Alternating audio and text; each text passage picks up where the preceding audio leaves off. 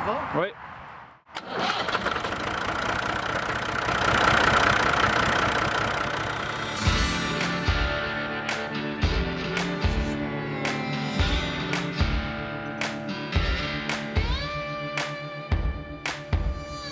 Bonjour tout le monde et bienvenue à La Voix agricole. Cette semaine, nous partons à la découverte des fromages. Tout d'abord, nous allons nous rendre chez Dominique Gosselin à Saint-François-de-l'Île-d'Orléans, à la fromagerie Les Chèvres. Et également, nous allons prendre la route vers Charlevoix, à Baie-Saint-Paul, pour aller découvrir les fromages de la fromagerie de Maurice Dufour. Alors sur ce, je vous souhaite une très belle émission et surtout, des très bonnes dégustations.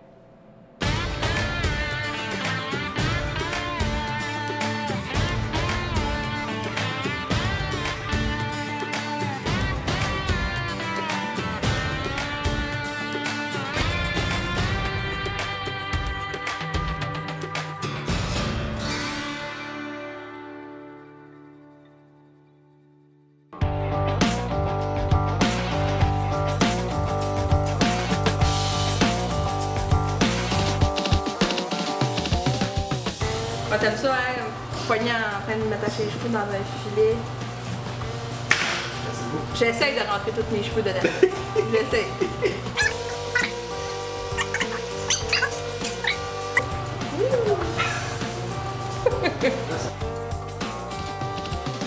Exprès pour nous autres. Juste exprès pour vous autres, mais j'ai une livraison après-midi. Vous avez une livraison après-midi? Bonjour, mon nom est Dominique Gosselin, je suis propriétaire et producteur transformateur de lait de chèvre. Vous êtes présentement à la fromagerie Les Chèvres de l'Île d'Orléans, à Saint-François de l'Île d'Orléans.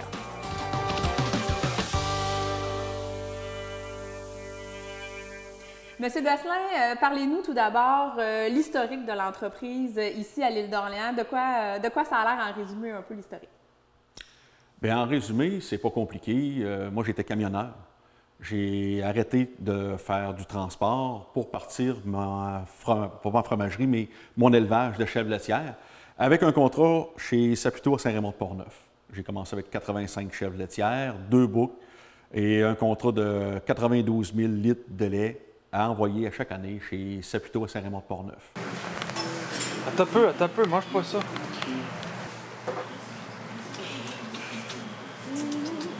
Quand je sors le pape de la salle de traite, tu vas tout de suite dans son manteau. Et elle, ce qu'elle faisait, elle les sortait, elle s'occupait de ses autres tailleuses. Fait que durant ce temps-là, eux autres sont capables de jouer après les murs, hein? Les deux, En 2014, j'ai commencé mes démarches pour le financement pour la fromagerie. Là, je me suis buté à des refus. Si tu ne vends pas de fromage, qui va faire tes paiements? Je savais que mon entreprise serait viable parce que ici à Lille, il n'y en a pas. Fromage de chèvre dans la région, il n'y en a pas. Donc, c'était le temps de m'implanter là. Puis j'en avais parlé beaucoup. C'était de là un petit peu l'empressement de dire oui, il faut que je le fasse là. Parce que si j'aurais attendu peut-être 1 an ou 2, bien, il y a sûrement quelqu'un qui serait venu prendre mon idée puis se serait envolé avec, puis l'idée était très bonne. Et en date du 7 juin 2015, on débutait la production de fromage. Et pourquoi vous avez choisi? Parce que là, tout à l'heure, vous nous disiez que vous étiez camionneur. En 2009, vous partez une chèvrerie. Maintenant, le fromage. Qu'est-ce qui vous a poussé à faire le saut en agriculture? Moi, je suis né ici. OK. Mon père a vendu ses vaches laitières en 1974. Puis moi, je m'étais toujours dit que l'agriculture, c'était plus fort que moi. C'est ce que je voulais faire. J'ai dit, je vais y aller par la porte d'en arrière. Je vais faire autre chose pour gagner mon agriculture, gagner quelque chose que je vais aimer faire. Fait que j'ai été 18 ans camionneur. OK. Camionneur propriétaire. Et puis en 2008, j'ai arrêté. J'ai arrêté durant 1 an. Puis en 2009, là, je savais exactement ce que je voulais faire. Puis j'ai découvert le troupeau de chèvres. J'avais suivi quelques cours, quelques formations. Et de là, j'ai parti.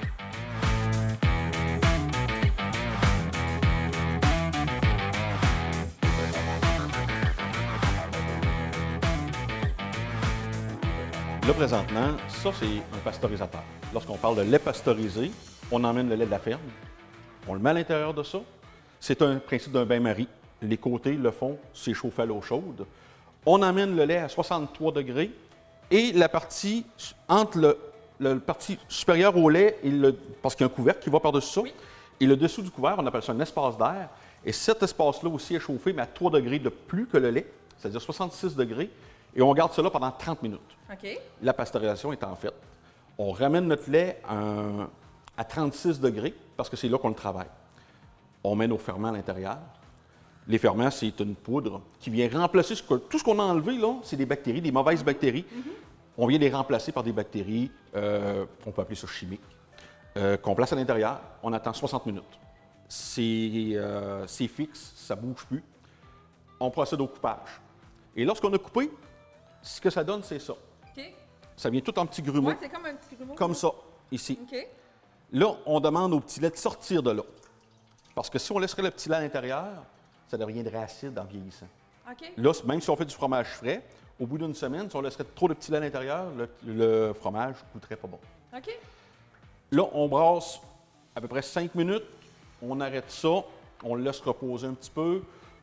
À peu près une quinzaine de minutes. On en rebrasse un autre 5 minutes. On laisse reposer une quinzaine de minutes. Et après ça, on va soutirer le petit lait. OK. Tout le liquide jaune Qui reste. Exactement. Et on va rester seulement avec la pâte de fromage.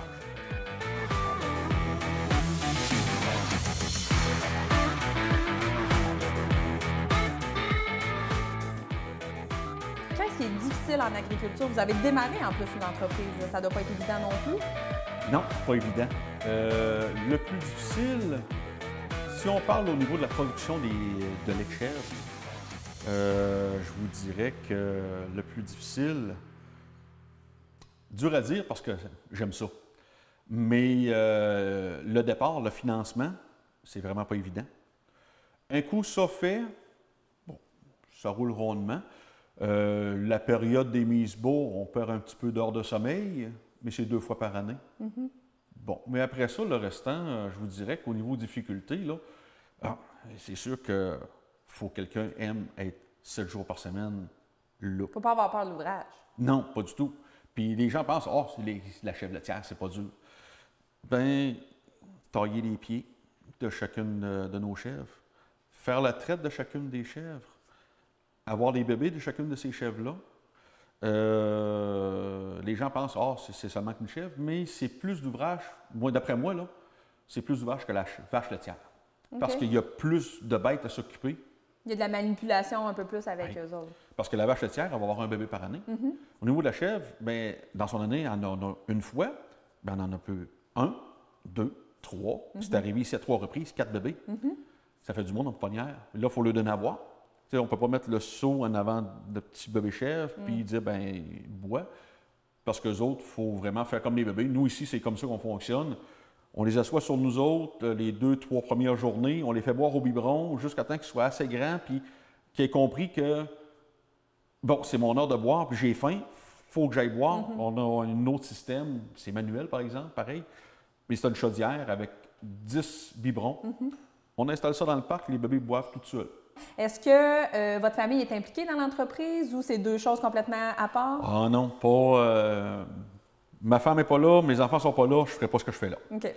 Mon garçon est en secondaire 5, qui s'en va l'année prochaine étudier à la Pocatière en gestion et technologie d'entreprise agricole parce qu'il veut reprendre la ferme. OK. Je suis bien content. Ma fille est en secondaire 3, puis il y a tellement de possibilités que... Là, elle a découvert un petit peu la fromagerie. Peut-être. Je la laisse faire. C'est elle qui décide. Comme mon garçon, c'est lui qui a décidé. Ma conjointe est infirmière, mais ses journées de congé, elle les passe soit à l'étable, soit ici à m'aider pour qu'on puisse avoir un roulant là, plus facile. J'ai 2 fins de semaine que je me garde et je m'organise pour me faire remplacer ou je fais un bon lot d'ouvrage avant de garder cette fin de semaine-là, puis je m'en garde un petit peu pour après. Je paye pour de chaque côté. Oui. Je me garde au moins 2 fins de semaine dans mon année, là, où je m'en vais profiter de mes chevaux. Là. Mais les gens, pourquoi tu fais ça? Tu es rendu à 46 ans, c'est quoi l'idée? Moi, à ton âge, j'aurais pensé plus à en faire moins qu'à en faire plus comme tu fais là. Bien, première des choses, il faut voir, je fais ça pour moi, oui, je fais ça pour mes enfants un petit peu aussi, parce que si ça les intéresse d'avoir une entreprise déjà démarrée, ça va être facilitant. Plus facile.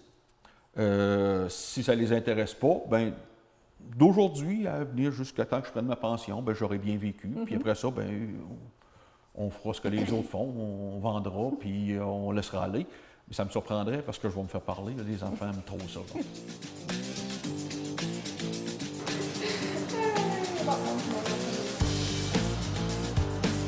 prête.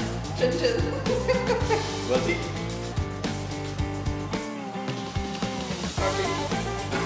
Bon. Quand on a vu le pasteurisateur, on va voir tantôt le bassin de travail. Mais là, ici, on fait une pâte fraîche. Donc, on a besoin d'une presse à fromage. On a des moules dans lesquels on met notre pâte. Lorsqu'on a terminé la pasteurisation, on a retiré le petit lait, on a salé, on met dans nos moules, on met notre pâte. On vient l'installer dans la presse ici et on vient appliquer une pression pendant 6 heures, 6 à 7 heures. On fait un premier retournement de fromage et on vient augmenter un petit peu la pression parce qu'on veut égoutter le plus possible dans le fromage pour encore enlever du petit lait, pour enlever l'acidité. Et on met une pression d'à peu près, moi là, je fonctionne au départ avec 10 à 12 livres de pression.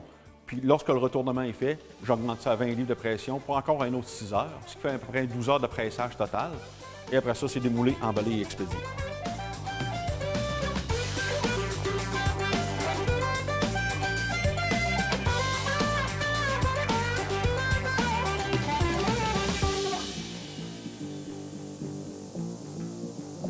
Et depuis le début, depuis le démarrage de votre entreprise, de quoi vous êtes le plus fier en ce moment-là? Que les gens aiment mon produit, que je me fasse appeler. J'ai pas couru, je vous dirais, là, j'ai appelé 3 personnes pour vendre mon produit durant l'hiver, mais au cours de l'été dernier, je recevais des appels, dont je me souviens, Mylène Rousseau, de la boucherie Rousseau.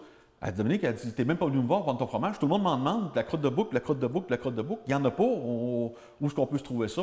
Elle dit, j'ai mis la main sur ton nom, ton numéro de téléphone, je t'ai appelé, elle dit, pourquoi t'es pas venu me voir? J'ai manqué de temps. Parce que je ne pensais pas que ça allait démarrer aussi rapidement que ça. Donc, vous êtes fiers de faire partie des 400 et plus fromages d'ici? Oui. Oui. Parfait. Bon, bien, merci beaucoup. Ça fait plaisir.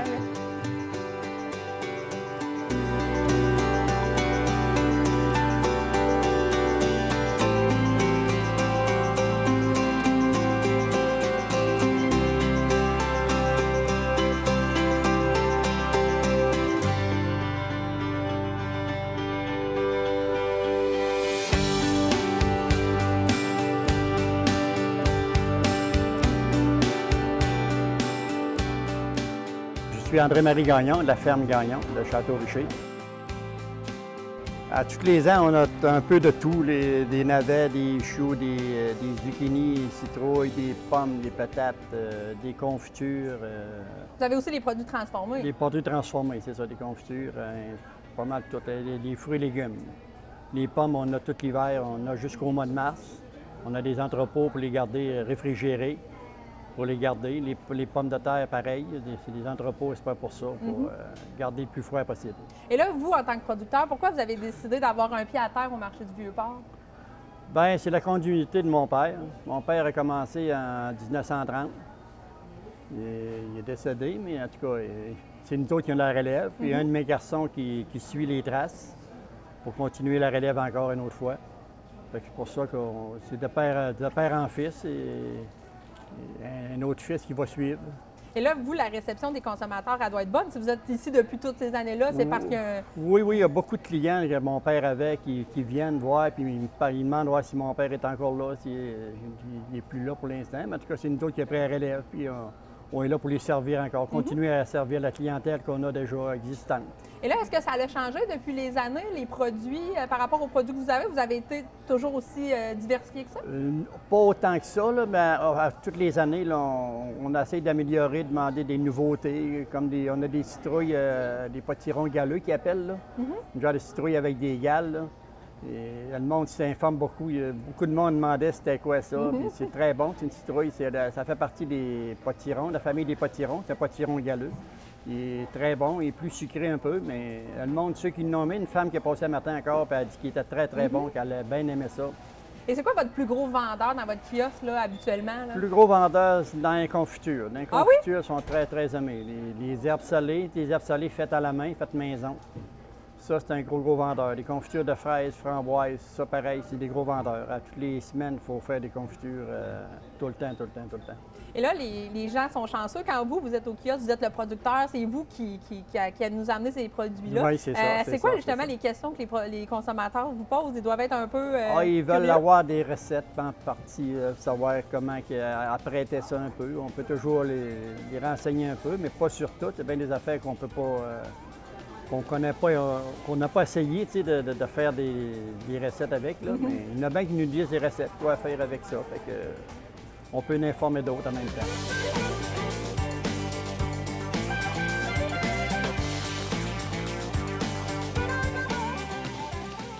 Et c'est quoi votre expérience générale du marché? Vous aimez ça être là, proche des consommateurs?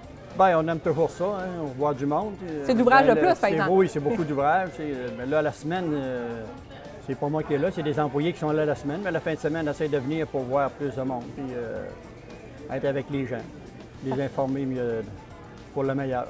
Parfait. Bien, M. Gagnon, merci beaucoup. Merci bien. Merci. Bonne journée.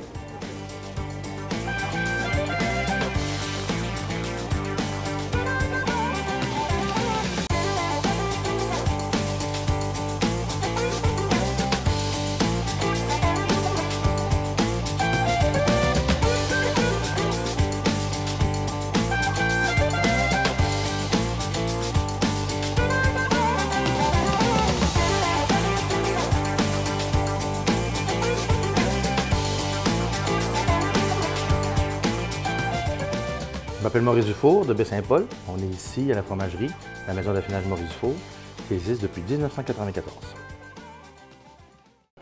Oui, nous on a parti 193. On est sur la terre de nos parents, Roger et Madeleine.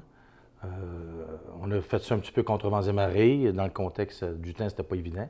Une des premières micro-fromageries au Québec, de la nouvelle génération. Donc, on a commencé avec le Migneron. On a travaillé aussi en collaboration avec la laiterie Charlevoix dans le démarrage du Migneron. Par la suite, on a reparti une fromagerie, nous, en 2000. Puis ça a fait son petit bonhomme de chemin avec le temps. On a bâti la bergerie par la suite. Donc, Migneron, ciel de Charlevoix, bleu de brebis, tome de brebis, tome d'aile, où il y avait 2 laits, lait de vache, lait de brebis, et le secret ont été des fromages qu'on a mis en place là, depuis ce temps-là. L'objectif, c'est toujours d'avoir une usine la plus sec possible. OK. C'est drôle de dire une fromagerie sec. Oui. Pourquoi avoir fait le choix de démarrer une entreprise? Qu'est-ce qui vous a poussé à faire ça? Moi, j'ai une formation en agronomie, terminée en 87. J'ai travaillé dans Charlevoix pendant 6 ans. Puis par la suite, on avait quand même un genre de... À l'intérieur de nous, une petite fleur ou une petite base entrepreneuriale, quelque part. Puis avec le travail entrepris dans le mouvement coopératif agricole, on connaissait beaucoup de troupeaux ici. Puis on voyait aussi que une bonne partie du lait s'en allait vers Québec, se faire embouteiller sur la première avenue. J'ai dit, pourquoi pas partir une fromagerie? Avec des produits de typicité. À ce moment-là, il y avait du fromage en grains, des choses comme ça. Dans la région, on n'avait que ça.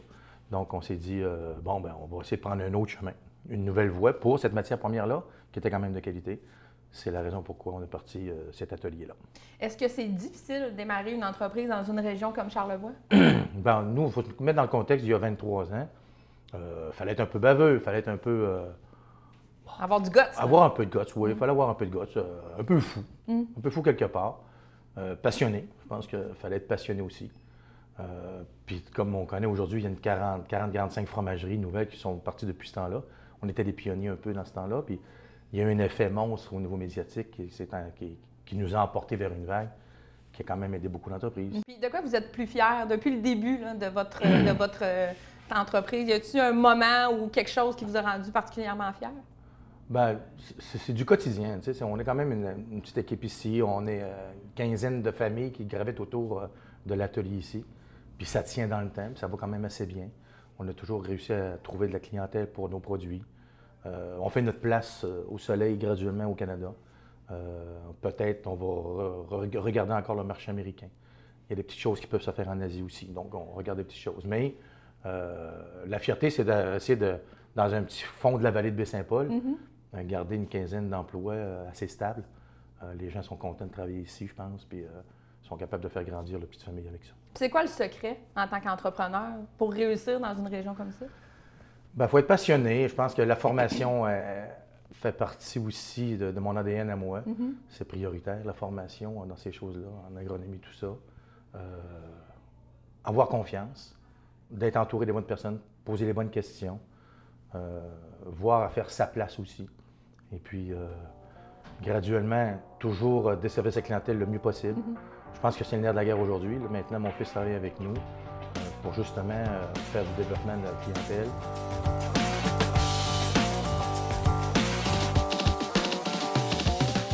Monsieur Dufour, parlez-nous, expliquez-nous c'est quoi exactement cette salle-là.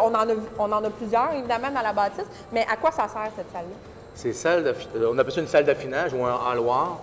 C'est une salle dans laquelle,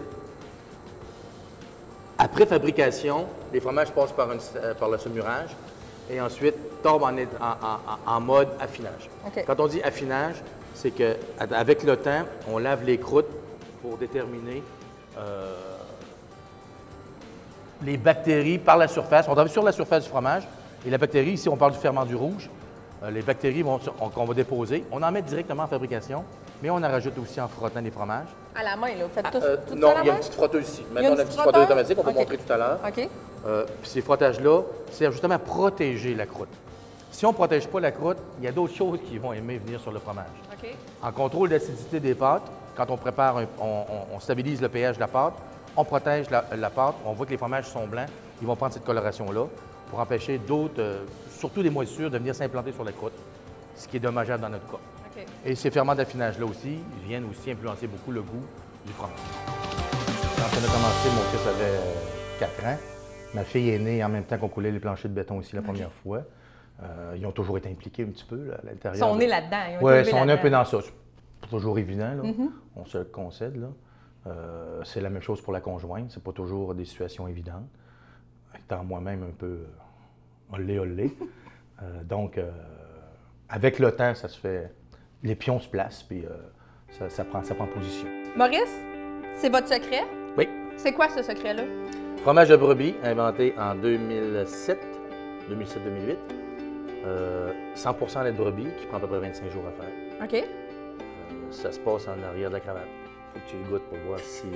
Parce que là on l'a vu quand vous l'avez ouvert. Il faut vraiment l'ouvrir sur le top. Oui, oui. Parce qu'il est déjà coulant, là, ce fromage. Exactement. Bonne chance. Merci. Avec ma petite cuillère, là. Oui. On goûte. Wow. Mais ça n'existe pas partout, là. Non, en Amérique. C'est ici. Vous avez goûté? Oui, j'ai goûté. Hey, c'est bon. C'est bon. Je suis surprise. J'allais passer, on en a vendu, je pense, 35 000 fromages. Comme ça? Ah, c'est bon, ça? Oui. Par là, t'as entendu 3 secondes. Non, mais j'aime ça. Ouais. C'est là que ça se passe. On dit les fromages de garde. Hein? Tome de brebis. Tu vois, le fromage est plus blanc. Oui, il est plus blanc. Oui, dans les fromages de brebis, c'est plus blanc que du fromage de vache. OK, toujours. Oui. Ça sent, mais même, tu sais, lui, il est quand même blanc. Oui, immaculé, oui. Bon. Cool. C'est ça. C'est bon. Et là, tu vas attaquer les bleus. Non. Quoi? Tu vas attaquer les bleus. Non. C'est pas agressif, le ciel. Tu vois, le fromage de brebis, il est plus blanc. Le ciel est un fromage de vache. OK. Un peu plus jaune. Ah oui, regarde. C'est pas un shooter de vodka. Ah, c'est moins peu que je pensais. Oui. C'est un des fromages qui est le plus vendu au Québec dans les fromages bleus parce qu'il il est comme il est accessible aussi. Il est plus doux un peu. Voilà, un peu plus doux. Puis c'est dans la mission, c'était dans l'objectif quand on a fabriqué le fromage. Fromage d'introduction bleu. OK. Ah, ben merci beaucoup. Plaisir. Merci pour la dégustation. Chin. Santé. Santé.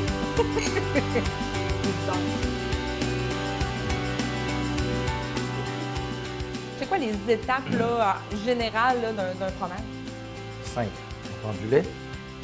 On prend une présure, qui est un enzyme qui vient de la cornette du veau, ou la cornette d'un chevreau, ou d'un agneau, ou ça peut être aussi une présure végétale maintenant. Cette présure-là, qui coupe les protéines du lait, qui libère le lactosérum, le solide se libère du liquide, c'est pour ça qu'on a du petit lait de fromage. Et ce solide-là devient un peu, en partant, la forme du fromage. Tout dépendant du moment qu'on le coupe, qu'on le chauffe, qu'on le sale ou qu'on le presse, ça va devenir un fromage différent l'un de l'autre. Simplement. Par la suite, l'affinage va participer à la suite, à la texture, au goût et à la friabilité du fromage avec le temps. Notre façon de faire, je pense que c'est une des façons de faire. Pas la meilleure, sûrement pas. Pas la pire, sûrement pas. Mais qui fait notre affaire et qu'on est capable de vivre à travers tout ça. Est-ce qu'il vous manque quelque chose? Qu'est-ce qui vous manquerait? Des heures dans une journée? Ou... Grande question. Je ne réponds pas comme ça. Non, pas grand-chose. Vous manquez rien? Non. C'est bon. On va vous souhaiter un bon succès. Merci. Merci.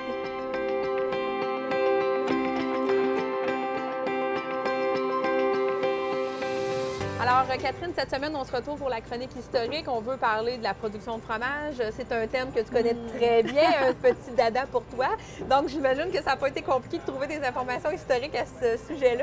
Effectivement, Cathy.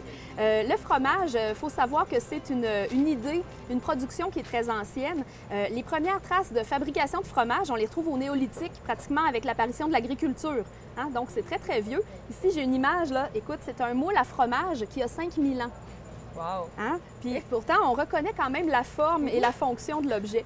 Et donc, cette idée-là de faire du fromage est très ancienne. Au départ, ce qu'on faisait, c'était surtout du fromage de chèvre, parce que la chèvre était plus facile à élever dans les régions où le fromage est apparu pour la première fois. Mais par la suite, on s'est rendu compte, par exemple, que de faire du fromage à base de lait de vache, c'était très, très simple. Alors, partout en Europe, c'est un goût qui s'est développé et que nos ancêtres ont amené ici très, très rapidement. C'est ce qui fait qu'on va retrouver des vaches dans la vallée du Saint-Laurent pratiquement dès l'époque de Champlain. On va en faire venir de France et on va avoir comme ça ces premiers troupeaux-là qui vont d'ailleurs donner naissance à la fameuse vache de race canadienne. Et avec ça, bien, on va amener toute cette idée-là de fabrication de fromage et des recettes régionales aussi. C'est ce qui fait que dans la région de Québec, par exemple, à l'île d'Orléans, on va avoir un fromage qui va être baptisé le paillasson de l'île d'Orléans, qui va être très ancien, qu'on va se procurer même jusqu'à la table du gouverneur ou de l'intendant. Donc, on reconnaît sa grande qualité dès les époques anciennes de la Nouvelle-France. Puis par la suite, on va surtout se tourner vers la fabrication de cheddar pendant le régime anglais, donc sous l'influence britannique. C'est vraiment le cheddar qui va être un petit peu prédominant dans la fabrication fromagère ici. Jusqu'aux années 1960-70, là, on va voir arriver davantage d'intérêt pour les fromages à base de lait de chèvre. C'est un peu un retour des choses, finalement, quand on regarde la longue histoire du fromage à l'échelle humaine. Parfait. Merci, Catherine. Je t'en prie.